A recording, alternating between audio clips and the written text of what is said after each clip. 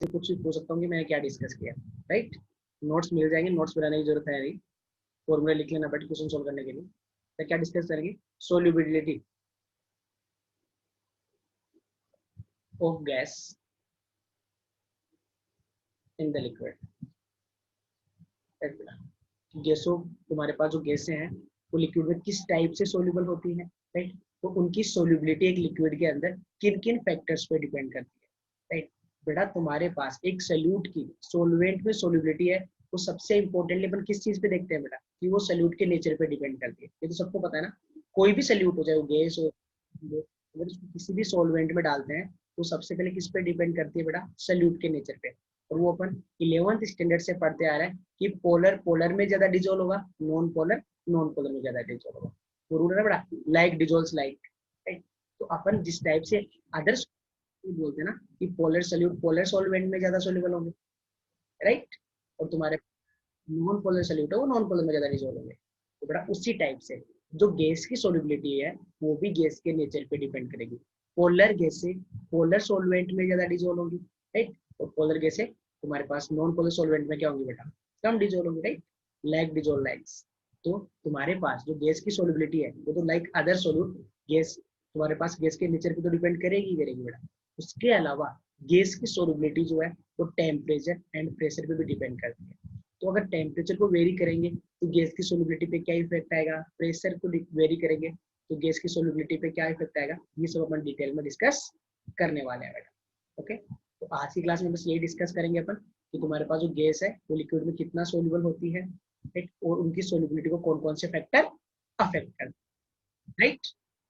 ये सुनो, तो बड़ा सबसे इंपॉर्टेंट फैक्टर, पहला फैक्टर ले कि गैस का जो नेचर है वो सोल्यूबिलिटी को किस टाइप से अफेक्ट करेगा, राइट। तो गैस का नेचर है,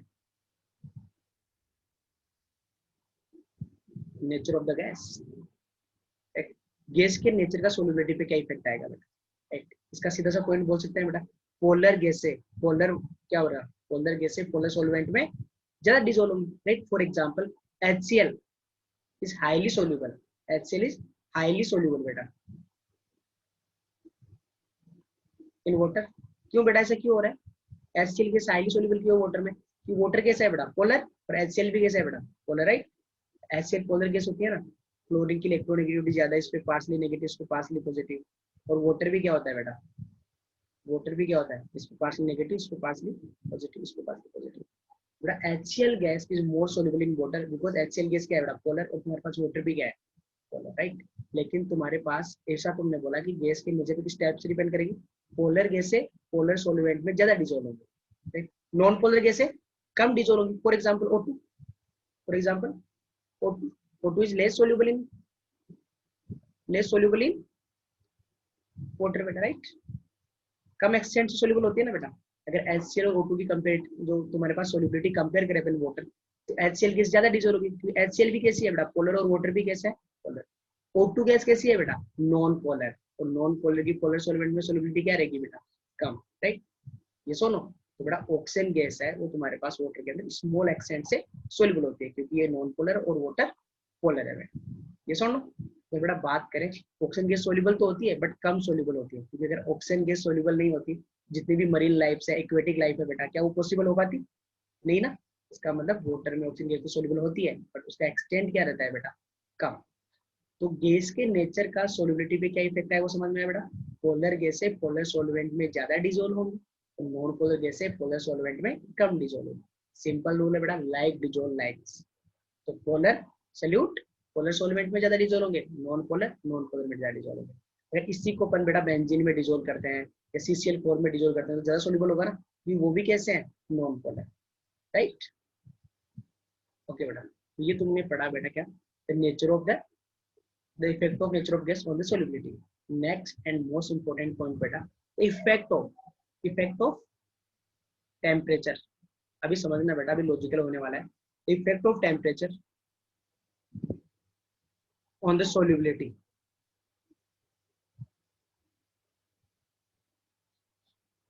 of the gas in liquid. बेटा ध्यान रखना, ऊपर हेडिंग अपन जो भी कुछ डिस्कस कर रहे हो किसके लिए कर रहे हैं, गैस की लिक्विड में सोल्यूबिलिटी किस टाइप से होगी उस सब चीजों पर अपन बात कर रहे हैं, ठीक है। टेम्परेचर, मैं एक पॉइंट बोलूँ बेटा, जैसे ही तुम एक टेम्परेचर इंक्रीज करोगे बेटा, अगर टेम्परेचर अपन इंक्रीज करेगा ना तो गैस का जो सोल्यूबिलिटी है बेटा वो क्या करेगा, डिक्रीज करेगा।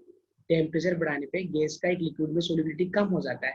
क्यों कम हो जाता है बेटा, ध्यान से सुनो। तो देखो तुम्हारे पास एक कंटेनर, ओके, इसमें तुम्हारे पास लिक्विड है, यहाँ पे तुम्हारे पास लिक्विड, ओके। प्रेशर तुमने इसका फिक्स करके रखा है, प्रेशर में तुम कोई चेंज नहीं कर रहे। यहाँ पे तुम्हारे पास क्या है बेटा, गैस पार्टिकल्स है, राइट, ओके। तो गैस क्या करेगी बेटा, कोई भी गैस हो थोड़ा बहुत तो डिजोल्व करेगी, चाहे पोलर हो चाहे नॉन पोलर हो, थोड़ा बहुत तो डिजोल्व करेगी ना बेटा। तो इसके अंदर क्या करेगा बेटा, गैस के पार्टिकल्स डिजोल्व होते हैं, राइट। फिर कुछ टाइम के बाद इसको रख देंगे तो बेटा इसमें आ जाता है बेटा क्या, इक्विलिब्रियम, राइट। कि जो गैस पार्टिकल्स है वो जब लिक्विड में जा रहे हैं बेटा, उतने पार्टिकल्स क्या होंगे एक टाइम पे बाहर आ रहे होंगे, राइट। ध्यान से सुनना बेटा, तुम्हारे पास एक कंटेनर है, यहाँ पे लिक्विड है, ओके, और यहाँ पे बेटा एक डायनेमिक इक्विलिब्रियम एग्जिस्ट करता है, मतलब कुछ गैस पार्टिकल अंदर जा रहे होंगे, राइट, लेकिन कुछ पार्टिकल क्या रहेंगे बेटा, बाहर भी आ रहे होंगे। तो यहाँ पे एक डायनेमिक इक्विलिब्रियम आ जाता है, गैस पार्टिकल के अंदर जाने की रेट और बाहर आने की रेट क्या हो जाती है बेटा, सेम। तो यहाँ पे इक्विलिब्रियम रहता है। तो सुनो, अरे गैस की तो बेटा एक कंटेनर है, उसके अंदर एक सॉल्वेंट है, ऊपर एक गैस है, लिक्विड सॉल्वेंट है, तो गैस इसमें कुछ डिजोल्व होगा, राइट। बट जितना डिजोल्व होना था ना उतना हो गया, उसके बाद क्या गया बेटा, वहाँ पे इक्विलिब्रियम। तो बेटा ऐसा तो है नहीं कि कोई पार्टिकल गैस का लिक्विड में चला गया वो बाहर नहीं आ सकता है ना, राइट। तो पार्टिकल्स बाहर भी आ रहे होंगे और अंदर भी जा रहे होंगे, बट लिक्विड में जो क्वांटिटी है वो कांस्टेंट रहेगा, राइट। जो लिक्विड में गैस पार्टिकल का कॉन्सेंट्रेशन है वो कांस्टेंट हो जाएगा। क्यों कांस्टेंट हो जाएगा बताओ, क्योंकि यहाँ पे क्या जाता है बेटा, इक्विलिब्रियम, ओके। अभी ध्यान से समझना बेटा, तो तुम्हारे पास बेटा जो जो लिक्विड में डिजोल्व गैस है और जो डिजोल्व गैस नहीं,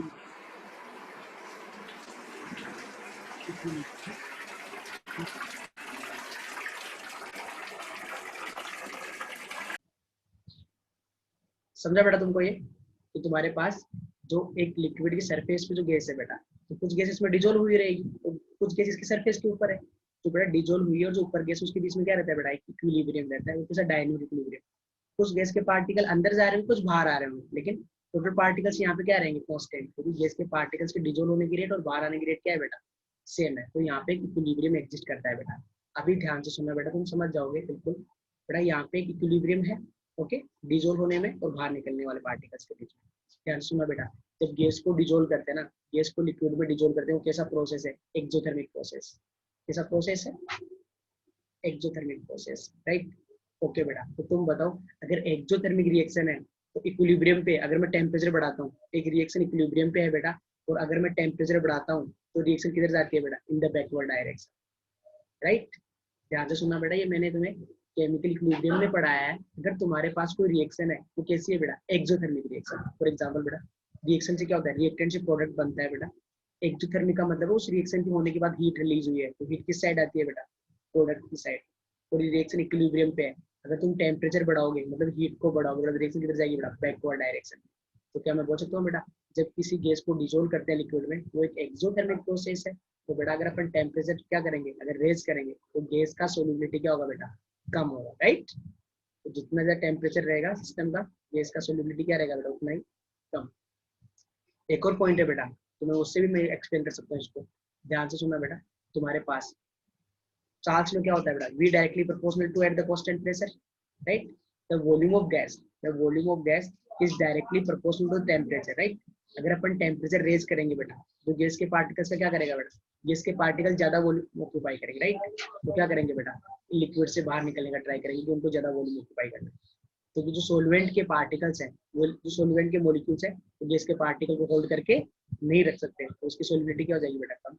फर्स्ट लॉजिक बेटा, गैस की सोलिबिलिटी इन द लिक्विड एक एक्सोथर्मिक प्रोसेस है। तो अगर अपन टेम्परेचर बढ़ाएंगे, अपने को पता है एक्सोथर्मिक रिएक्शन में जब टेम्परेचर इंक्रीज करते हैं तो रिएक्शन बैकवर्ड डायरेक्शन में जाती है। तो यहाँ से मैं बोल सकता हूँ कि टेम्परेचर इंक्रीज करने पे गैस का सोलिबिलिटी डिक्रीज करेगा। नेक्स्ट एक्सप्लेनेशन बेटा, according to Charles law the volume of ideal gas directly proportional to the temperature, right. अगर मैं टेम्परेचर बढ़ाऊंगा बेटा तो गैस क्या करेगी, ज्यादा वॉल्यूम ऑक्यूपाई करना चाहेंगे, तो क्या करेंगे बेटा, सोलवेंट से बाहर निकलेंगे, राइट। तो सोलिबिलिटी क्या हो जाएगा बेटा उनका, कम। लॉजिक समझ में आया कि टेम्परेचर बढ़ाने पे सोलिबिलिटी कम क्यों होता है, ओके। इससे रिलेटेड एक क्वेश्चन डिस्कस करते हैं बेटा। जितने भी जो एक्वेटिक लाइफ है, या मैं बोलूँ बेटा जो मरीन लाइफ है, वो तुम्हारे पास बेटा तो पानी का लोअर लेवल है उसमें रहना प्रेफर करती है, राइट। जितनी भी जो एक्वेटिक लाइफ है, मरीन लाइफ है, वो पानी के लोअर लेवल में रहना प्रेफर करती है। ऐसा क्यों बेटा? ध्यान से सुनना बेटा। पानी का लोअर लेवल ये हो गया, ऊपर लेवल वाला ये मान लो सी वाटर मान लो तुम, राइट? ओके, ऊपर वाले जो लेवल है बेटा उसका टेम्परेचर क्या रहेगा? तो ऊपर वाला पानी का लेवल है उसका टेम्परेचर हाई रहेगा। टेम्परेचर हाई तो वहाँ पे O2 की सोल्युबिलिटी कम ना, तो वहाँ पे ऑक्सीजन गैस का क्वांटिटी कम होता है, इसलिए बेटा नीचे वो रहना प्रेफर करती है मरीन लाइफ्स। ये सुनो बेटा, मरीन लाइफ्स तुम्हारे पास वाटर के लोअर लेवल में रहना प्रेफर करती है, क्योंकि वहाँ का पानी का टेम्परेचर कम होने की वजह से गैसों की सोलिबिलिटी क्या होती है बेटा? ज्यादा। वहाँ पे O2 गैस ज्यादा एक्सटेंट में अवेलेबल है, राइट? समझ में है टेम्परेचर का इफेक्ट क्या होगा गैसों की सोलिबिलिटी पे? इसमें कोई डाउट है तो पूछ लो बेटा, कोई डाउट नहीं है? ओके, नेक्स्ट बेटा, नेक्स्ट एंड मोस्ट इंपॉर्टेंट बेटा, the effect of pressure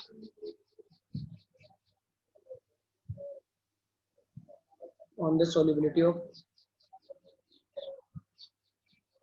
gas in the liquid, right बेटा? तो तुम्हारे पास प्रेशर का क्या इफेक्ट होगा बेटा? तो जनरल पॉइंट सबसे पहले हम डिस्कस करते हैं। तो बेटा सबसे पहले पॉइंट बोलो, अगर तुम बेटा प्रेशर इंक्रीज करते हो, अगर अपन गैस का पास से प्रेशर इंक्रीज करेंगे तो गैस का सोल्युबिलिटी भी इंक्रीज हो जाएगा बेटा, राइट? प्रेशर बढ़ाने पे गैस का सोल्युबिलिटी भी इंक्रीज हो जाएगा। ऐसा क्यों हो रहा है वो अपन समझते हैं, राइट? ओके, तो देखो बेटा, तुम्हारे पास एक कंटेनर लेते हैं अपन यहाँ पे, यहाँ पे एक लिक्विड भरा हुआ है, यहाँ पे एक पिस्टन लगा दूं बेटा मैं,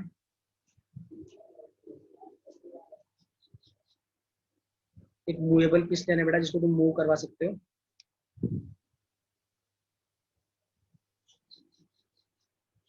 ओके, तो इधर तुम्हारे पास गैस के पार्टिकल्स है, कुछ गैस ऑलरेडी क्या रहेगी बेटा? डिजोल्व, और कुछ गैस इस लिक्विड की सरफेस पे, राइट? हमारे पास एक कंटेनर है जिसमें कुछ गैस पार्टिकल्स ऑलरेडी डिजोल्व है और कुछ गैस के पार्टिकल्स क्या है बेटा? सरफेस पे। ओके, मैं इस पिस्टन को कंप्रेस करूँ तो, अगर मैं इस पिस्टन को कंप्रेस कर रहा हूँ मतलब गैस को कंप्रेस कर रहा हूँ, राइट बेटा? जैसे अपन यहाँ पे पहले इक्विलिब्रियम होगा, राइट? ऑलरेडी वहाँ पे एक इक्विलिब्रियम होगा बेटा, जैसे ही अपन प्रेस इसको गैस को कंप्रेस करेंगे, राइट? ये सुनो, तो गैस को अपन कंप्रेस करेंगे, टी क्या रखेंगे बेटा अपन? Same, right? और गैस को क्या कर रहे हैं बेटा? अपन क्या कर रहे हैं? कंप्रेस कर रहे हैं। तो बेटा तुम्हारे पास जो गैस के पार्टिकल्स है उसकी लिक्विड के अंदर क्या बढ़ जाएगी बेटा? Number of particles per unit volume of the liquid क्या हो जाएंगे बेटा? Gas particles per unit volume of the liquid क्या हो जाएंगे? Increase, right? जैसे ही बेटा अपन इस गैस को यहाँ से कंप्रेस करेंगे, अगर टेम्परेचर को कांस्टेंट रखना है बेटा तो वी क्या करेगा बेटा? हमारे पास गैस के वॉल्यूम क्या करेंगे? इस लिक्विड के अंदर जाना लग जाएगी, क्योंकि वॉल्यूम चाहिए ऑक्यूपाई करने के लिए, तो लिक्विड के अंदर ज्यादा जाने लग जाएंगे। उससे क्या हो जाएगा बेटा? सोल्युबिलिटी बढ़ जाएगा, राइट? ओके, थोड़ा प्रेशर इंक्रीज के साथ जो गैस का सोल्युबिलिटी है वो लिक्विड में बढ़ जाता है। ओके, तो सबसे पहले जो एक गैस की सोल्युबिलिटी इन लिक्विड पे प्रेशर का क्या इफेक्ट आता है उसको किसने स्टेट किया बेटा? एक साइंटिस्ट है बेटा, हेनरी, राइट? उसने स्टडी किया बेटा, राइट? तो उन्होंने अपना एक लॉ दिया, हेनरीज लॉ, राइट? और हेनरीज लॉ क्या बोलता है बेटा? गैस की सोल्युबिलिटी को डिटेल में किसने स्टडी किया बेटा? कि गैस की सोल्युबिलिटी पे प्रेशर का क्या इफेक्ट आता है। तो एक साइंटिस्ट थे हेनरी, उन्होंने स्टडी किया और उन्होंने एक लॉ दिया बेटा, हेनरीज लॉ। क्या बोलता है बेटा हेनरीज लॉ? हेनरीज लॉ ये बोलता है बेटा कि at constant pressure, at the constant temperature पे solubility of a gas, at a constant temperature solubility of a gas in the liquid is directly proportional to the partial pressure of that gas on the above the surface of the liquid। ध्यान से सुनना बेटा, ये gas जो है इसका solubility इस liquid के अंदर इसके डायरेक्टली प्रोपोर्शनल होगा बेटा। ये गैस इस लिक्विड की सरफेस पे कितना प्रेशर लगा रही है, इस गैस का पार्शियल प्रेशर कितना है। ओके, ध्यान से सुनना बेटा, हेनरीज लॉ क्या बोलता है? Solubility at a constant temperature, solubility of a gas is directly proportional to the क्या बेटा?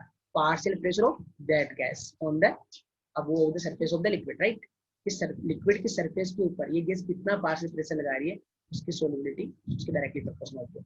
तो बेटा एस क्या है तुम्हारे पास? Solubility of a gas, is directly proportional to the partial pressure of that gas above the surface of liquid.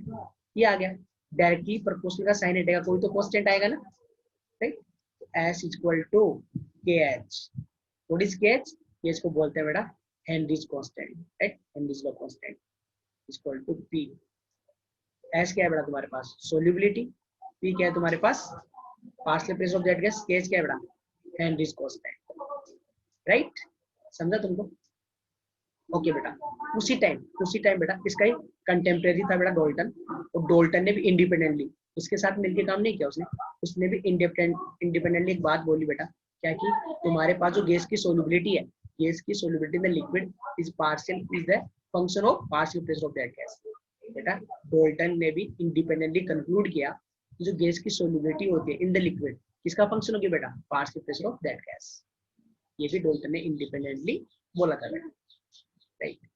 अरे Dalton ने भी तो गैसों के लिए गैस मिक्सर के लिए पार्शियल प्रेशर का लॉ दिया था ना बेटा, डाल्टन्स लॉ पार्शियल प्रेशर अपने गैस स्टेट में पढ़ा है। तो बेटा डाल्टन जो साइंटिस्ट था, हेनरी ने पहले ये बोल दिया था कि जो गैस की सोल्यूबिलिटी है वो क्या होगा बेटा? गैस की पार्शियल प्रेशर के डायरेक्टली प्रोपोर्शनल होगी, जितना ज्यादा पार्शियल प्रेशर उतनी ज्यादा सोल्यूबिलिटी। वहां से अपन ने इक्वेशन बना लिया बेटा। इसके अलावा डाल्टन ने भी इंडिपेंडेंटली क्या कंक्लूड किया था? The solubility of gas in the liquid is the function of partial pressure of that gas. Okay बेटा, तो ध्यान से सुनना, अगर अपन जो गैस की सोल्यूबिलिटी है बेटा, जो गैस की सोल्यूबिलिटी है उसको अगर मैं किसके टर्म्स में मेजर करूं बेटा? इन terms of mole fraction, right. अगर गैस की सोल्यूबिलिटी इन द लिक्विड को मैं उसके मोल फ्रैक्शन के टर्म्स में वो करता हूं बेटा, मेजर करता हूं, तो क्या लो बन जाएगा अपने पास? The mole fraction of a gas is directly proportional to the partial pressure of that gas, right. बेटा अगर सोल्यूबिलिटी जो है, राइट, उसको मैं मेजर करता हूँ इन terms of mole fraction of the gas in the liquid, तो अपने पास क्या लो बन जाएगा? The mole fraction of a gas in the liquid solution is directly proportional to the partial pressure of that gas। तुम्हारे पास क्या ही आएगा बेटा? Mole fraction of the gas is directly proportional to the P, right? yes or no? yes or no? तो बेटा directly proportional का sign हटेगा तो क्या आएगा? KH into P। yes or no? एक बात बताओ बेटा, ये इक्वेशन आया अपने पास, ये ऐसे भी तो हो सकता है ना कि P equal to KH into mole fraction of the X, राइट? yes or no? और ये वाला इक्वेशन ऐसे भी तो हो सकता है ना बेटा, P equal to KH into S। yes or no? yes or no? अरे सारे उन्होंने तो यही बोला था ना कि solubility of a gas is directly proportional to the pressure, right. Directly proportional का साइन हटेगा तो क्या आएगा? कांस्टेंट, इसको बोलते हैं हेनरीज लॉ कांस्टेंट। वो तो इधर भी आ सकता है, इधर भी आ सकता है, तो दो फॉर्म हो गए, राइट। अगर अपन क्या कर रहे हैं बेटा, सोल्यूबिलिटी को ही, अगर मैं गैस की जो सोल्यूबिलिटी है उसको किसके टर्म्स में मेजर करूं? In terms of mole fraction. Solubility को मोल फ्रैक्शन ले लो बेटा, राइट। तो mole fraction directly proportional to the P, तो P को एक्सक्लूड क्या करें? KHP। ये बेटा तुम्हारे पास जो P इक्वल टू KH है, ये तुम्हारे पास मोस्ट कॉमन फॉर्म है बेटा हेनरीज लॉ का।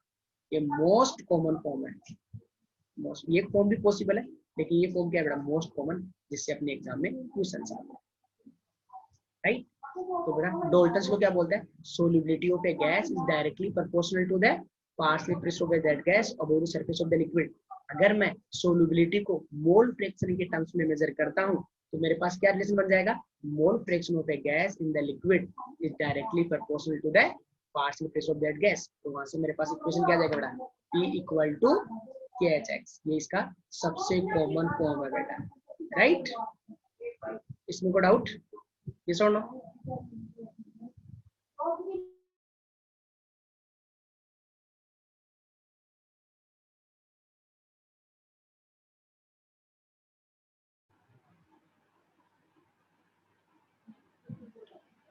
समझा तुमको ये? या तो कोई डाउट है? ओके, हाँ बेटा। आप जो भी पढ़ा रहे हो उसके रिटर्न नोट्स है आपके पास? हाँ बेटा है। ओके, भेजना ना बाद में। तुम्हें जो नोट्स दिए उनमें गिवन नहीं है ये वाला पार्ट? तुम्हारे नोट्स में नहीं है क्या? ठीक है, मैं भेज दूंगा, कैसे भेज दूंगा। बोल बेटा।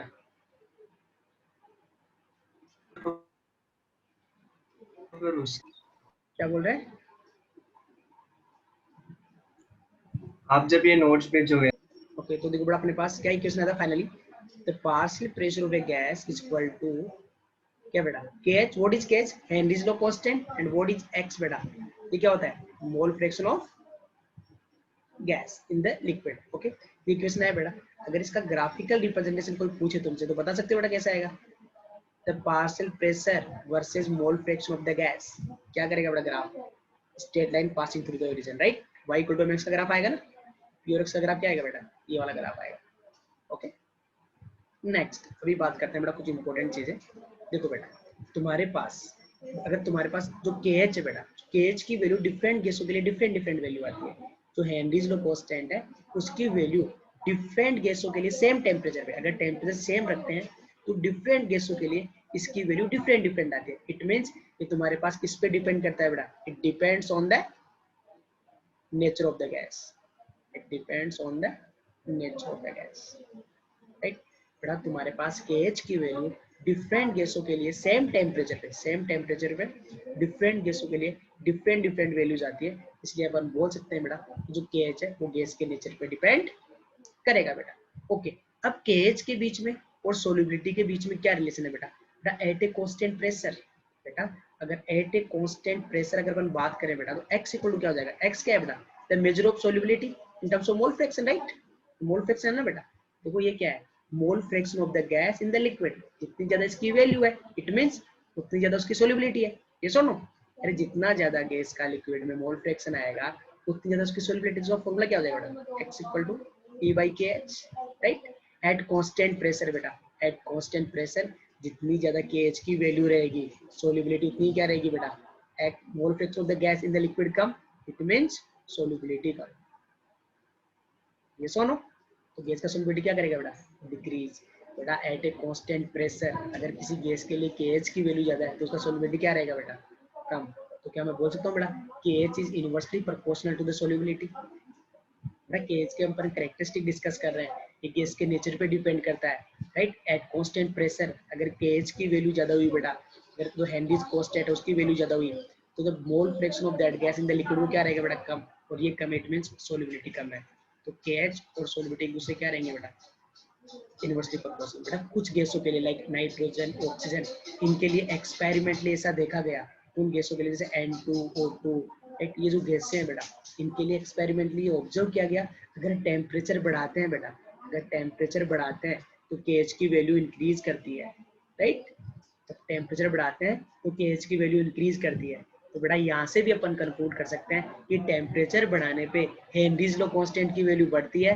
तो सोल्युबिलिटी क्या होगी बेटा कम होगी राइट क्योंकि देखो बेटा हेनरीज लॉ कांस्टेंट और सोल्युबिलिटी एक दूसरे के इनवर्सली प्रोपोर्शनल है तो टेम्परेचर का इफेक्ट सोल्युबिलिटी पे कैसा आएगा वो अपन हेनरीज लॉ कांस्टेंट की हेल्प से भी एक्सप्लेन कर सकते हैं बेटा राइट ये सुनो तो बेटा अपन देखो डिफरेंट गैसों के लिए एक्सपेरिमेंटली ऑब्जर्व किया कि टेम्परेचर बढ़ाने पे जो तुम्हारे पास KH है बेटा उसकी वैल्यू इंक्रीज होती है और KH की वैल्यू ज्यादा तो सोल्युबिलिटी कम बेटा राइट तो KH के क्या क्या कैरेक्टरिस्टिक हो गए बेटा टेम्परेचर बढ़ाने पे KH की वैल्यू बढ़ती है KH गैस के नेचर पे डिपेंड करता है अगर किसी गैस के लिए KH की वैल्यू ज्यादा है तो सेम टेम्परेचर पे उसकी सोल्युबिलिटी क्या रहेगी बेटा सेम प्रेशर पे उसकी सोल्युबिलिटी क्या रहेगी बेटा कम रहेगी ओके ये था बेटा तुम्हारे पास हेनरीज लॉ के डिफरेंट फॉर्म्स थे लेकिन अपने पास मेन फॉर्म कौन सा था बेटा P equal to Henry's law constant multiply by क्या बेटा mole fraction of gas in the liquid okay समझ में आया बेटा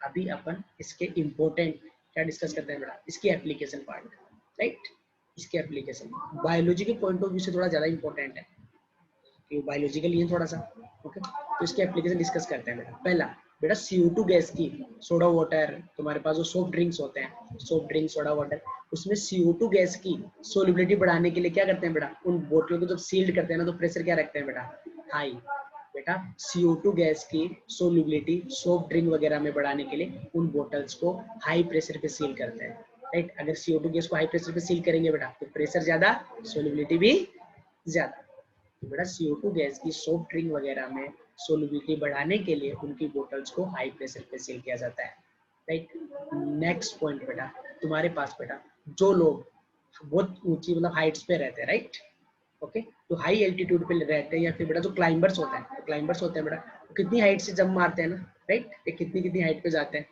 तो बेटा मैं बात करूँ कि वो लोग जो बहुत ज़्यादा एल्टीट्यूड पे रहते हैं या मतलब जो क्लाइंबर्स होते हैं बेटा, जब वो बहुत ज़्यादा हाइट पे चले जाते हैं तब क्या होता है। तो देखो बेटा, तुम्हारे पास जो ऑक्सीजन गैस है, अगर एटमोसफियर में जैसे जैसे ऊपर जाते हैं बेटा, एटमोसफियर प्रेशर क्या होता है, कम, राइट, ये सुन। तो बेटा ग्राउंड लेवल पे ऑक्सीजन का पार्शियल प्रेशर ज्यादा रहेगा, ग्राउंड लेवल पे ऑक्सीजन का पार्शियल प्रेशर ज्यादा रहेगा। जैसे अपन हाइट पे जाएंगे वहां पे ऑक्सीजन का पार्शियल प्रेशर क्या हो जाएगा बेटा, कम, राइट, यस और नो। तो बेटा अगर ऑक्सीजन का पार्शियल प्रेशर कम हो गया तो ऑक्सीजन जब इनहेल करोगे तुम लोग तो गैस का सोल्युबिलिटी, ऑक्सीजन गैस का जो सोल्युबिलिटी है ब्लड में वो क्या हो जाएगा, अपने ब्लड के अंदर जो ऑक्सीजन का सोल्युबिलिटी है वो क्या हो जाएगा, कम, राइट। तो बेटा जब तुम्हारे पास तुम्हारी जो ब्लड वेसल्स हैं और तुम्हारे जो टिश्यूज हैं उनके अंदर अगर ऑक्सीजन की कमी है बेटा, तुम्हारी क्या होगा, तुम्हारी वीकनेस फील होगी, राइट। और कई बार बेटा ऐसा भी होता है कि इंसान का जो सोचने का पावर है वो ही चला जाता है, राइट, और उससे तुम्हारी प्रॉब्लम आती है, राइट, डेंजर जोन में चले जाते हैं तुम लोग, उसको क्या बोलते हैं बेटा, एनोक्सिया, राइट, क्या बोलते हैं उसको, एनोक्सिया। ध्यान से सुनना बेटा, अगर अपन जो क्लाइंबर्स होते हैं या फिर मैं बोलूँ वो लोग जो बहुत ज्यादा हाइट पे रहते हैं, वहाँ पे क्या होता है बेटा कि वहाँ पे ऑक्सीजन का पार्शियल प्रेशर कम हो जाता है, जिससे उसका ब्लड में सोल्युबिलिटी कम हो जाता है, जिससे इंसान को वीकनेस आती है, उसका सोचने समझने की शक्ति चली जाती है बेटा। और इस सिचुएशन को क्या नाम देते हैं बेटा मेडिकल में, एनोक्सिया, उसको एनोक्सिया की प्रॉब्लम हो जाती है। एक एप्लीकेशन समझ में आया, बायोलॉजी के हिसाब से इंपॉर्टेंट है बेटा ये। ओके, नेक्स्ट एप्लीकेशन बेटा, तुम्हारे पास डाइविंग डाइविंग एपरेटस होता है ना बेटा, जो लोग सी वाटर में बहुत नीचे तक जाते हैं, रिवर वाटर में बहुत नीचे तक जाते हैं, इसी का उल्टा जो पढ़ा ना अभी उसका उल्टा पढ़ता है बेटा, राइट, ओके। तो ध्यान से सुनना बेटा, तुम्हारे पास तो डाइवर्स होते हैं, तो तुम्हारे पास डाइवर्स होते हैं, वो जब वाटर में बहुत डीप तक जाते हैं, राइट, अब पानी में नीचे गए हैं वो, तो पानी में नीचे जाने पे क्या होता है बेटा, पार्शियल प्रेशर, गैसों का जो प्रेशर है बेटा वाटर में जैसे जैसे डीप जाएंगे रोजी एच बढ़ेगा, प्रेशर बढ़ेगा, ये सुनो, तो नीचे जितना ज्यादा प्रेशर उतनी ज्यादा गैसों की सोल्युबिलिटी। तो बेटा जब जो तुम्हारे पास डाइवर्स है वो नीचे जाते हैं तो क्या होता है बेटा, वहां पे तुम्हारे पास प्रेशर ज्यादा है, तो प्रेशर ज्यादा तो जो तुम गैस इनहेल कर रहे हो तो तुम्हारा जो ब्लड वेसल्स है बेटा, उसमें जो ब्लड है तुम्हारे ब्लड जो है उनमें गैसों की सोल्युबिलिटी बढ़ जाती है, राइट। तो ऑक्सीजन की तो बढ़ती है बेटा, ब्लड में नाइट्रोजन गैस भी सोल्यूबल होने लग जाता है हाई प्रेशर पे, राइट। ये सुनो बेटा, अगर आप जो डाइवर्स होते हैं वो जैसे जैसे वाटर में डीप जाएंगे, राइट, ये सुनो, तो बेटा उनके ब्लड में गैसों का सोल्युबिलिटी क्या कर जाता है, बढ़ जाता है, राइट, नाइट्रोजन गैस भी बढ़ जाएगा सोल्युबिलिटी, ओके। तो बेटा वो नीचे चले गए ब्लड में, उनकी गैसों का सोल्युबिलिटी ब्लड में बढ़ गया, लेकिन वो जैसे ही ऊपर की तरफ आते हैं बेटा, जैसे ही ऊपर की तरफ आएंगे, राइट, प्रेशर क्या होगा, डिक्रीज, यस और नो। और बेटा प्रेशर डिक्रीज होगा तो गैस से क्या डिक्रीज, ब्लड वेसल से एक साथ रिलीज होना चाहिए, राइट। तो बेटा नाइट्रोजन गैस के बबल फॉर्म हो जाते हैं, एकदम से निकलेगी ना बेटा, जैसे ही प्रेशर कम होगा अपनी ब्लड वेसल्स के अंदर जो कैपिलरीज है बेटा उनके अंदर क्या बन जाते हैं, नाइट्रोजन गैस के बबल बन जाते हैं, और उससे तुम्हारे पास कैपिलरीज ब्लॉक हो सकती है, यस और नो, यस और नो। तो डेंजर है कि ना, वो कैपिलरी फट भी सकती है बेटा तुम्हारी ब्लड वेसल्स, ये सुनो बेटा, उसको बोलते हैं ब्लेंड्स, क्या बोलते हैं उस सिचुएशन को, ब्लेंड्स, समझ में आया बेटा। जब तुम्हारे पास सी वाटर में लोग डीप में जाते हैं तो वहाँ पे प्रेशर ज्यादा होता है, जिस वजह से गैसों की सोल्युबिलिटी ब्लड में बढ़ जाती है, लेकिन वो जैसे ही ऊपर की तरफ आते हैं बेटा प्रेशर कम होता है तो गैसें क्या होती है बेटा, रिलीज होने लगती है, एकदम से रिलीज होंगी तो नाइट्रोजन जो बबल करेंगे ब्लड वेसल्स के अंदर, तो अगर कोई बबल फंस गया कैपिलरीज ट्यूब में, जो कैपिलरी है बेटा उसके अंदर ब्लड जो वेसल्स है तो ब्लॉक हो जाएगी, और उससे तुम्हें बेटा लाइफ डेंजर है ना, ये सुन लो, ये समझ में इस चीज को क्या बोलते हैं बेटा, ब्लेंड्स। तो बेटा इसको इसको क्योर कैसे करते हैं कि ये चीज हो ना, इसके लिए क्या करते हैं, राइट। तो बेटा जो डाइवर्स हैं जो वाटर में डीप में जाते हैं, जो डाइविंग एपरेटस पहनते हैं ना बेटा, उनके अंदर ये मैं बोलूँ जो सिलेंडर होता है जो इनहेल करने के लिए वो यूज करते हैं, उसमें हीलियम गैस होती है, राइट। हाइड्रो जो ऑक्सीजन गैस है बेटा उसको किससे डाइल्यूट करके रखते हैं, वो हीलियम से, राइट। जो सिलेंडर होता है ना बेटा उसमें प्योरली ऑक्सीजन लेके नहीं जाते वो, उसमें वो हीलियम डाइल्यूट करके लेके जाते हैं, क्योंकि जैसे वो नीचे तक इनहेल करेंगे तो हीलियम का सोल्युबिलिटी तो सबसे कम होने वाला है, राइट। तो हीलियम का सोल्युबिलिटी कम होता है, इसलिए बेटा वो क्या डालते हैं, डाइविंग एपरेटस है उसमें क्या यूज करते हैं, वो helium gas for the dilution of air और ऑक्सीजन, समझ में आया बेटा।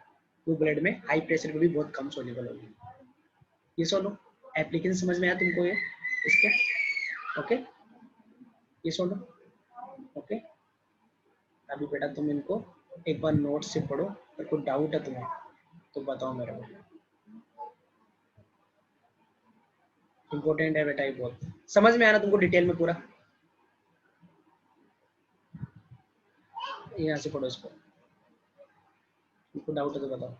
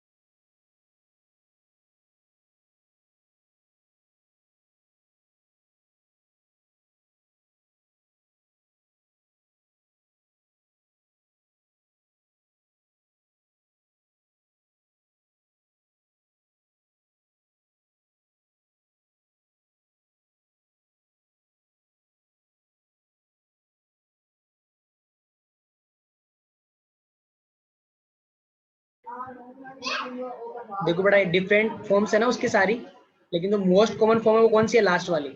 डिफरेंट फॉर्म्स के लिए यूनिटी भी क्या आएगा, different different, right. Most common form कौन सी है, लेकिन ये वाली।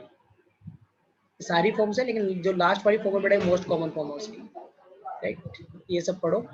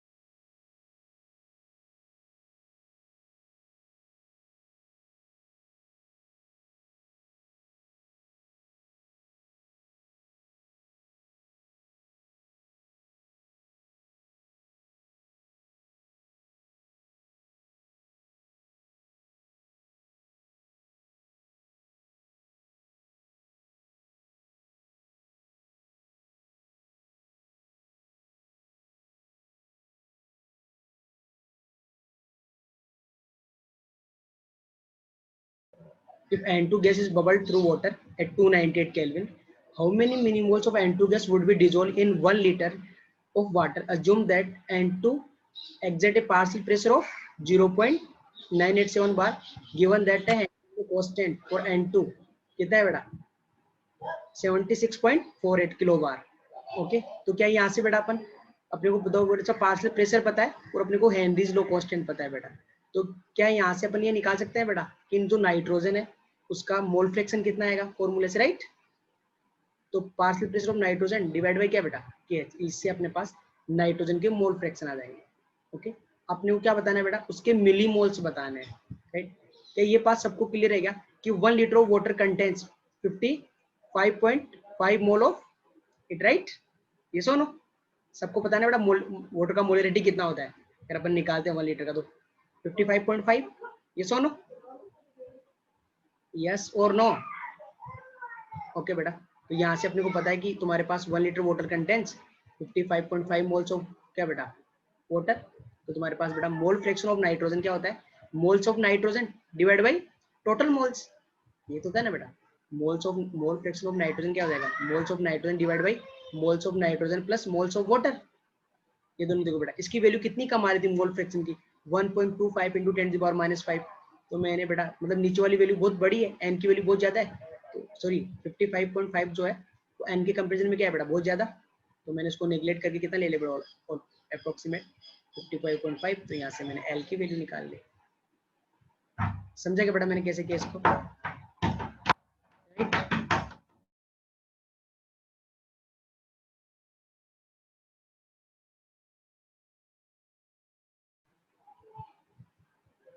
समझा क्या किसी किया इसको मैंने?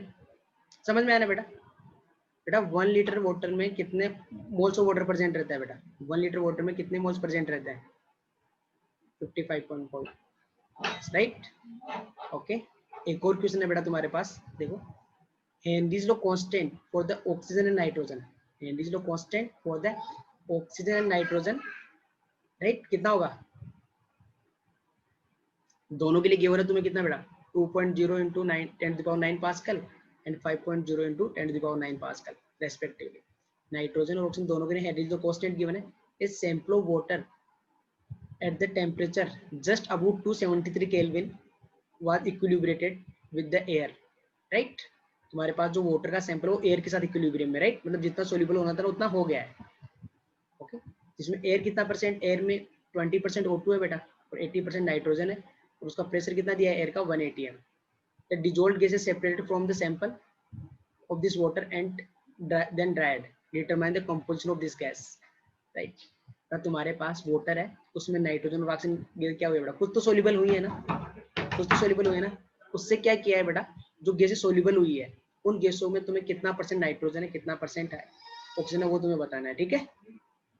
समझ में क्वेश्चन क्या है बेटा वाटर के अंदर नाइट्रोजन और ऑक्सीजन दोनों सोल्यूबल हुई है, उनमें फिर तुमने क्या किया जितनी गैस सोल्यूबल हुई उस वाटर सैंपल को लिया जिसमें ऑलरेडी गैसें डिसॉल्व हीटर को इवेपोरेट कर दिया, जो गैसें बची हैं उनका कितना परसेंटेज है बेटा. देखो ध्यान से तुम्हें उन दोनों के KH पता है, राइट? उनका बेटा टोटल प्रेशर गैस का कितना है एयर का 1 atm, 20% ऑक्सीजन है तो ऑक्सीजन का पार्शियल प्रेशर कितना हो जाएगा 0.2 atm और नाइट्रोजन का कितना हो जाएगा बेटा 0.8 atm, राइट? ओके, अपने को KH पास्कल में दिया है तो मैंने इनका प्रेशर भी पास्कल में निकाल लिया. अपने को पता है बेटा 1 atm इक्वल टू कितना पास्कल होता है 101.325 पास्कल, राइट? तो बेटा अपने पास प्रेशर एटीएम में दिया था, मैंने उन दोनों का प्रेशर पास्कल में कैलकुलेट कर लिया है क्योंकि अपने पास KH पास्कल में था. वहां से मैंने बेटा दोनों के मोल फ्रैक्शंस निकाल लिए, राइट? निकाल सकते हैं इजीली फॉर्मूले से, दोनों के मोल फ्रैक्शन निकाल लिए बेटा. ओके, अब मैं बेटा दोनों के मोल फ्रैक्शन का रेशियो निकालूंगा. अगर मैं दोनों के मोल फ्रैक्शन का रेशियो निकालूंगा तो अपने पास किसका जाएगा बेटा उनके मोल्स का रेशियो आएगा ना. देखो बेटा मोल्स ऑफ ऑक्सीजन क्या है, मोल फ्रैक्शन ऑफ ऑक्सीजन क्या होगा बताओ, क्या हो जाएगा moles of oxygen divide by moles of O2 plus moles of N2. ये क्या हो जाएगा बेटा moles of N2 divide by moles of O2 plus N2. अगर इन दोनों का मैं रेशियो निकालता हूँ बेटा, इन दोनों का मैं रेशियो निकालता हूँ मेरे पास क्या रेशियो आएगा moles of oxygen divide by moles of nitrogen. ये सुनो यस और नो. तो यहाँ से दोनों का रेशियो कितना आ जाएगा बेटा 0.62, राइट। ओके, अपने को टोटल वहां पे कौन कौन सी गैसें हैं बेटा, ऑक्सीजन एंड नाइट्रोजन। अपने को ऑक्सीजन का परसेंटेज बताना है, कैसे निकालोगे, moles of oxygen divide by moles of oxygen plus moles of nitrogen multiply by 100। Yes और नो, यस और नो बेटा। मोल्स ऑफ नाइट्रोजन को मोल्स ऑफ ऑक्सीजन के टर्म्स में लिखो बेटा, कितना आ जाएंगे बताओ। अरे मोल्स ऑफ नाइट्रोजन जो है मोल्स ऑफ ऑक्सीजन के टर्म्स में कितने आ जाएंगे बेटा, moles of oxygen divide by 0.62। Yes और नो, तो क्या हो जाएगा NO2 divide by NO2 plus NO2 divide by 0.6। NO2 से NO2 कैंसिल आउट हो जाएगा बेटा, ऊपर कितना आ जाएगा 0.6 और नीचे कितना आ जाएगा 1.62। तो ये वाला तुम्हारे पास, तो यहाँ से ऑक्सीजन का परसेंटेज आ गया 38.27%, तो नाइट्रोजन का कितना आ जाएगा बेटा 61.73%। को डाउट समझ में आया तुमको ये, राइट? समझ में आया बेटा सबको ये वाला क्वेश्चन? अरे दोनों के मोल फ्रैक्शंस आ जाएंगे फॉर्मूले से, मोल फ्रैक्शंस का रेशियो निकाल के, मोल फ्रैक्शन का जब रेशियो निकालेंगे तो वहां से अपने को मोल्स का रेशियो बनेगा। परसेंटेज बताना है, तो नाइट्रोजन का ऑक्सीजन का परसेंटेज बताना है, मतलब ऑक्सीजन के moles divide by total moles, right. और यहाँ से जो रेशियो है बेटा वहां से अपन उसका क्या लिख सकते हैं बेटा, तो नाइट्रोजन के मोल है उसको ऑक्सीजन के टर्म्स में लिख सकते हैं, तो वहां से अपने पास इसका परसेंटेज आएगा 38.27%, नाइट्रोजन का आ जाएगा 61.73%। ओके, ये तो बहुत डेंजर क्वेश्चन है बेटा। P दिया है, X दिया है और KH पूछा है, ठीक है। तो ये तो तुम बहुत ही समझदार स्टूडेंट हो बेटा, समझ जाओगे, ठीक है। ओके बेटा, जियोट्रोपिक एजियोट्रोपिक डिस्कस करें क्या? देखो बेटा, अपन क्वेश्चन को डिस्कस करते हैं। दो टाइप के सॉल्यूशन होते हैं बेटा, एक होते हैं जियोट्रोपिक और एक होते हैं बेटा एजियोट्रोपिक, राइट। सॉल्यूशन को दो कैटेगरी में डिवाइड कर रहे हैं अपन, जियोट्रोपिक और एजियोट्रोपिक, राइट। जियोट्रोपिक मतलब तुम्हें समझना है बेटा जो आइडियल जैसा है, एजियोट्रोपिक जो नॉन आइडियल के करस्पॉन्डिंग होगा। ये सुनो, ऐसा क्या होता क्या है, जियोट्रोपिक किसको बोल रहे हैं, एजियोट्रोपिक किसको बोल रहे हैं, राइट। ओके, और ये जियोट्रोपिक को आइडियल क्यों बोला है, एजियोट्रोपिक को नॉन आइडियल जैसा क्यों बोला है, समझते हैं बेटा इसमें। तो बेटा देखो, तुमने सोल्यूशन कैसे बनता है, सोल्यूशन में क्या क्या कंपोनेंट्स होते हैं सोल्यूशन के, सोल्यूशन होता है बेटा solute plus solvent, right. Solute plus solvent को क्या बोलते हो बेटा तुम, सॉल्यूशन। व्हाट इज सॉल्यूशन बेटा, solute plus solvent, right. Okay बेटा, तो देखो तुम्हारे पास सोल्यूट का भी कुछ बॉइलिंग पॉइंट होगा, ये सुनो, और सॉल्वेंट का भी कुछ बॉइलिंग पॉइंट होगा, राइट। सोल्यूट का भी कुछ बॉइलिंग पॉइंट होगा और सॉल्वेंट का भी कुछ बॉइलिंग पॉइंट होगा, राइट। अगर बेटा तुमने जब तुम्हारे पास सोल्यूट का जब पहले बॉइलिंग पॉइंट था कुछ मान लो x और तुम्हारे पास सॉल्वेंट का कितना था बेटा y, जब तुमने इन दोनों को मिला के सॉल्यूशन प्रिपेयर कर दिया है, राइट। द सॉल्यूशन कैसे बनता है, जब सॉल्वेंट है अपन सोल्यूट को डाल देते हैं, ये सुनो, तभी तो बनता है ना बेटा। तो ध्यान से सुनना बेटा, जियोट्रोपिक सॉल्यूशन उसको बोलते हैं जब अपन ने सोल्यूट और सॉल्वेंट को मिक्स करके जो सॉल्यूशन बनाया है बेटा, उसमें सोल्यूट और सॉल्वेंट का बॉइलिंग पॉइंट अभी भी वही है जो कि पहले था, राइट। इनके बॉइलिंग पॉइंट में कोई चेंज नहीं आया। फॉर एग्जांपल तुम्हारे पास बेटा इसका जो एक था अपने पास वाटर, एक था मान लो तुम्हारे पास C2H5, ओके। इसका बॉइलिंग पॉइंट 100 डिग्री सेल्सियस, इसका boiling point 80 degree Celsius. Mix करने के बाद भी क्या रहना है बेटा, इनका सेम ही रहना चाहिए, राइट। इनका अलग अलग नहीं होना चाहिए, समझ रहे हो, यस और नो। ओके बेटा, जियोट्रोपिक सॉल्यूशन उस सॉल्यूशन को बोलते हैं जिसमें सोल्यूट और सॉल्वेंट का बॉइलिंग पॉइंट मेंटेन रहेगा, कोई चेंजेस नहीं आएंगे, ओके। तो एजियोट्रोपिक क्या होता है, एजियोट्रोपिक क्या होता है बेटा, एजियोट्रोपिक वो होते हैं जब तुमने सोल्यूट लिया बेटा, उसका बॉइलिंग पॉइंट x था और तुमने क्या किसमें डाला बेटा उसको, सॉल्वेंट में, उसका बॉइलिंग पॉइंट y था, ओके। जैसे ही तुमने इस दोनों को मिक्स कर दिया, क्या बन गया बेटा, सॉल्यूशन। सॉल्यूशन बनाने के बाद बेटा ये दोनों का बॉइलिंग पॉइंट एक सेम बॉइलिंग पॉइंट हो जाता है बेटा, ये दोनों एक साथ एक टेम्परेचर पे बॉइल होते हैं, उसको बोलते हैं एजियोट्रोपिक सॉल्यूशन, राइट। समझ में आया बेटा मैं क्या बात कर रहा हूँ, जब तुमने सोल्यूट और सॉल्वेंट को मिक्स कर दिया और सॉल्यूशन प्रिपेयर कर दिया, तब वो दोनों एक साथ सेम टेम्परेचर पे बॉईल होता है, राइट। ऐसे सॉल्यूशन को बोलते हैं बेटा एजियोट्रोपिक सॉल्यूशन। ओके, समझ में आया डिफरेंस क्या है? ओके, एक सेकंड होल्ड करना। समझ में आया बेटा? तो जियोट्रोपिक एजियोट्रोपिक जो है उनको अपन नोट से कवर करते हैं फटाफट। ओके, एजियोट्रोपिक सॉल्यूशन किसके लिए एसोसिएटेड रहता है बेटा? ये नॉन आइडियल जैसा। ओके, एक बाइनरी सॉल्यूशन की बात करें जिसमें अपन एक सॉल्यूट और सॉल्वेंट दोनों मिक्स कर रहे हैं बेटा, तो सॉल्यूट और सॉल्वेंट को मिक्स करने के बाद दोनों एक कांस्टेंट टेम्परेचर पे एक साथ बॉईल होते हैं बेटा, राइट।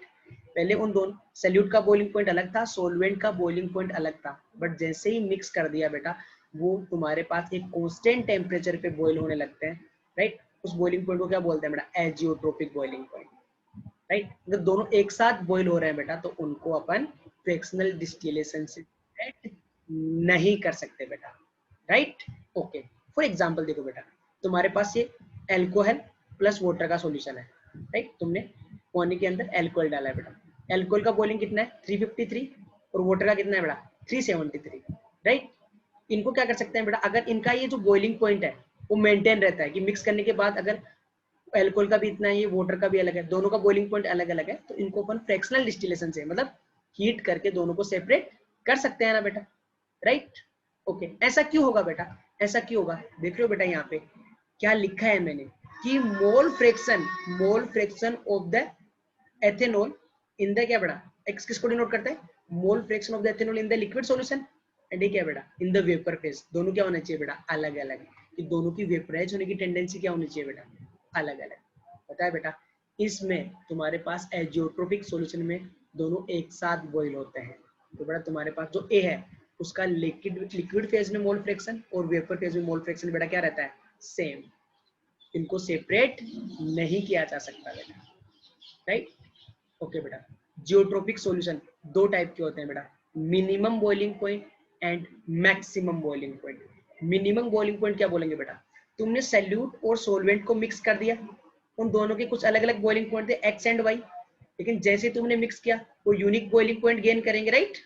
अगर वो यूनिक बॉइलिंग पॉइंट जो तुमने गेन किया है बेटा, अगर वो सॉल्यूट और सॉल्वेंट के बॉइलिंग पॉइंट से कम है तो उसको बोलेंगे minimum boiling point azeotrope, right. Maximum boiling point azeotrope कैसे कब बनेगा? जब तुमने सॉल्यूट और सॉल्वेंट को मिक्स किया है बेटा, तो पहले उन दोनों का बॉइलिंग पॉइंट अलग अलग था, अब उन्होंने एक यूनिक बॉइलिंग पॉइंट गेन किया जिसपे दोनों एक साथ बॉइल होते हैं। अगर वो बॉइलिंग पॉइंट बेटा दोनों के बॉइलिंग पॉइंट से ऊपर है, राइट, तब उसको क्या बोलेंगे बेटा? Maximum boiling point. ये सोनो ओके बेटा, लेकिन ध्यान रखना बेटा एजियोट्रोपिक जो सॉल्यूशंस है वो फिक्स कंपोजिशंस पे बनते हैं। जैसे अगर अपने को अल्कोहल और वाटर का एजियोट्रोपिक सॉल्यूशन बनाना है तो दोनों का रेशियो क्या लेना पड़ेगा बेटा? 95.15% एथेनॉल, तो बाकी का बचा हुआ वाटर। तो एजियोट्रोपिक सॉल्यूशन मतलब तुम्हारे पास सॉल्यूट और सॉल्वेंट एक साथ बॉइल हो, उसके लिए तुम्हारे पास क्या होना चाहिए? Fix composition. एजियोट्रोपिक सॉल्यूशन एक फिक्स कंपोजिशन पे ही फॉर्म होता है, right. The most important point बेटा, ध्यान से सुनना बेटा, मिनिमम बॉइलिंग पॉइंट का मतलब क्या है? कि तुमने उन दोनों को मिक्स किया तो फाइनली बॉइलिंग पॉइंट वो गेन कर रहे हैं वो दोनों के बॉइलिंग पॉइंट से, राइट। एजियोट्रोपिक सॉल्यूशन कैसे होता है? Azeotropic solution non ideal. Non ideal दो टाइप के होते हैं ना बेटा, एक पॉजिटिव डेविएशन वाले और एक नेगेटिव डेविएशन वाले। ये सुनो श्रुति बेटा, समझ रहा है ना तेरे को? जैसे डेंजर लुक कैसे दे रही है कि सब ऊपर से जा रहा है, ऐसा समझ रहा है ना? तो सुनो बेटा, तुम्हारे पास एजियोट्रोपिक सॉल्यूशन दो टाइप के होते हैं, minimum boiling point and maximum boiling point. अपने को पता है एजियोट्रोपिक किससे एसोसिएटेड रहता है बेटा? नॉन आइडियल से। तो नॉन आइडियल सॉल्यूशन भी दो टाइप के होते हैं, एक पॉजिटिव डेविएशन और एक नेगेटिव। बेटा देखो, मिक्सिंग के बाद जो बॉइलिंग पॉइंट आया है वो कम आ रहा है, राइट। बॉइलिंग पॉइंट कम आ रहा है, vapour pressure, boiling point and vapour pressure are inversely proportional to each other, right, सिखाया मैंने, राइट। अगर वेपर प्रेशर कम बेटा तो बॉइलिंग पॉइंट क्या रहता है? हाई। बेटा यहाँ पे देखो, तुमने मिक्स किया उससे बॉइलिंग पॉइंट क्या हुआ है बेटा? बॉइलिंग पॉइंट कम हुआ है, मतलब ये वेपर ज्यादा प्रोड्यूस कर रहे हैं उस कंपोजिशन पे, तो बेटा तुम्हारे पास क्या आएगा? Positive deviation. Minimum boiling point वाला कभी होता है सॉल्यूशन? जब पॉजिटिव डेविएशन आए बेटा। मैक्सिमम बॉइलिंग पॉइंट एजियोट्रोप मतलब तुम दोनों ने जब उन दोनों को मिक्स कर दिया, जब वो नया बॉइलिंग पॉइंट गेन किया उन्होंने, वो दोनों के बॉइलिंग पॉइंट से भी ज्यादा है। बॉइलिंग पॉइंट हाई बेटा, वेपर प्रेशर क्या हो गया बेटा, कम, तो कैसा, नेगेटिव डेविएशन। ये सुनो, समझा था ना बेटा, जो पेपर प्रेशर अपन कैलकुलेट करके निकालेंगे, अगर एक्सपेरिमेंटल वैल्यू उससे ज्यादा आ रही है तो पॉजिटिव डेविएशन, और उससे कम आ रही है तो नेगेटिव डेविएशन। ये सब अपन डिस्कस किया है ना। तो मैक्सिमम बॉइलिंग पॉइंट एजियोट्रोप कभी होगा, जब नेगेटिव डेविएशन वाले सॉल्यूशन का, और मिनिमम कब बेटा, पॉजिटिव डेविएशन वाले सॉल्यूशन। राइट बेटा, ध्यान रखना तुम्हारे पास एक बहुत इंपॉर्टेंट पॉइंट, जियोट्रोपिक क्या बेटा, सल्यूट और सोलवेंट के बॉइलिंग पॉइंट मिक्स करने के बाद भी सेम रहेंगे। ये सुनो, एजियोट्रोपिक में क्या होगा बेटा, मिक्स करने के बाद सेम नहीं रहेंगे, दोनों एक यूनिक बॉइलिंग पॉइंट गेन करेंगे। राइट, उसके बेसिस पे अपन दो टाइप के बोलते हैं उनको, क्या बेटा, minimum boiling point and maximum boiling point. Minimum boiling point मतलब positive deviation from the Raoult's law, और मैक्सिमम डेविएशन मतलब नेगेटिव डेविएशन। देखो बेटा, जब डिस्टिलेशन करवाएंगे, जब जियोट्रोपिक सॉल्यूशन का डिस्टिलेशन करवाएंगे तो हो जाएगा ना, दोनों कंपोनेंट को डिस्टिलेशन से सेपरेट किया जा सकता है जियोट्रोपिक में, कि दोनों के बॉइलिंग पॉइंट क्या रहेंगे बेटा, अलग अलग। राइट, इसका मतलब बेटा उनके mole fraction in the gaseous state और इन द लिक्विड स्टेट बेटा क्या रहेंगे, अलग अलग। मतलब XA not equal to YA, XB not equal to YB। Right, उनके मोल फ्रैक्शन बेटा अलग अलग होंगे ना। देखो बेटा, जितना मोल फ्रैक्शन गैसियस में उतना ही, अगर जितना लिक्विड में उतना ही गैसियस में चला गया हर बार, तो उनको सेपरेट नहीं किया जा सकता ना बेटा। जबकि अगर एजियोट्रोपिक में, उसमें देखो बेटा तुम्हारे पास क्या रहेगा, mole fraction in the solution is equal to mole fraction in the gaseous phase. समझ में आया ना बेटा, सेम दोनों एक साथ बॉइल होते हैं, जितने लिक्विड में ना उसी रेशियो में वो ऊपर जाएंगे, तो उनका XA the mole fraction of A in the liquid equal to क्या रहेगा बेटा, mole fraction of A in the vapour phase.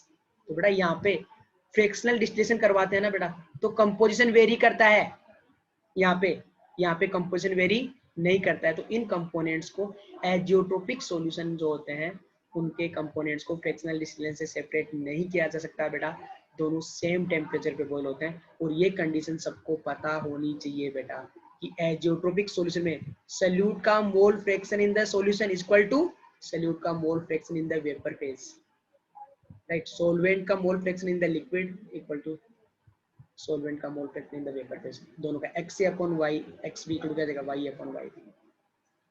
बेटा क्या ये पॉइंट्स क्लियर है तुमको?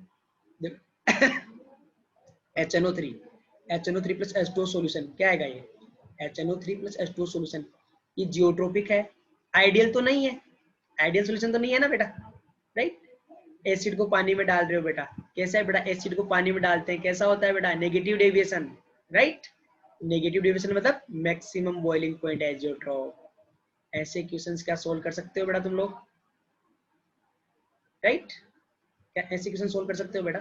तो ध्यान से सुनना बेटा, एक पॉइंट बहुत इंपॉर्टेंट है, एजियोट्रोपिक में सोल्यूट और सोलवेंट मिलके एक यूनिक बॉइलिंग पॉइंट गेन करते हैं, और उसको वो दोनों बॉइल होता है। वो बॉइलिंग पॉइंट दोनों के बॉइलिंग पॉइंट से कम भी हो सकता है, ज्यादा भी हो सकता है। अगर कम है तो मिनिमम बॉइलिंग पॉइंट, अगर ज्यादा है तो मैक्सिमम बॉइलिंग पॉइंट। देखो बेटा, दोनों एक साथ बॉइलिंग पॉइंट सेम हो गया, दोनों एक साथ बॉइल होंगे, तो उनकी लिक्विड स्टेट में जो मोल फ्रैक्शन है और जो उनके वेपर फेज में जो मोल फ्रैक्शन है बेटा, वो इक्वल हो जाएंगे। दोनों एक साथ बॉइल होंगे, फ्रैक्शनल डिस्टिलेशन से अलग नहीं किया जा सकता है। फ्रैक्शनल डिस्टिलेशन से कंपोजिशन में चेंज आएगा ही नहीं, रिलेटिव कंपोजिशन क्या रहेगा बेटा, उनका सेम रहेगा।